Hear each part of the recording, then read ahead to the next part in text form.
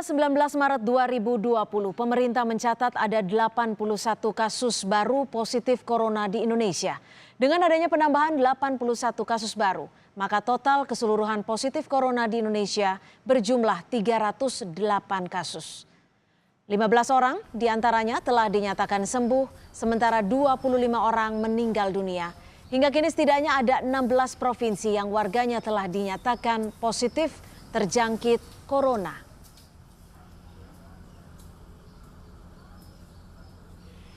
Dari jumlah itu keseluruhan, maka ada kasus yang sudah 2 kali diperiksa negatif, ada penderita yang di follow up dan sudah 2 kali negatif dan dinyatakan sembuh. Untuk DKI Jakarta bertambah 4 orang yang dinyatakan sembuh, sehingga totalnya menjadi 13. Kemudian total keseluruhan kasus yang sudah sembuh adalah 15 orang.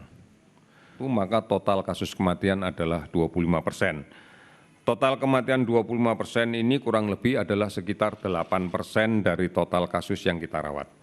Angka ini memang masih tinggi, tetapi ini adalah angka yang dinamis, yang setiap saat jumlah kasus baru akan bisa meningkat dengan cepat, dan kemudian mudah-mudahan tidak ada lagi kasus yang meninggal. Artinya persentase ini adalah angka yang posisi pada hari ini. Jumlah korban meninggal hari ini tercatat bertambah sebanyak 6 orang. Mereka tersebar di 2 provinsi dengan rincian 5 orang di DKI Jakarta dan 1 orang di Jawa Tengah.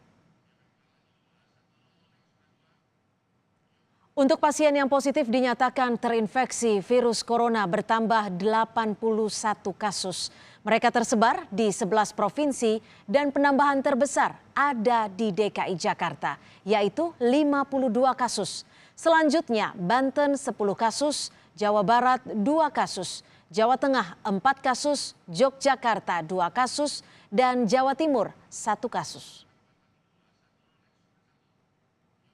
Selanjutnya penambahan kasus positif corona juga terjadi di Sumatera Utara 1 kasus, Kepulauan Riau 2 kasus, Kalimantan Timur 2 kasus, Sulawesi Selatan 2 kasus, dan Sulawesi Tenggara 3 kasus.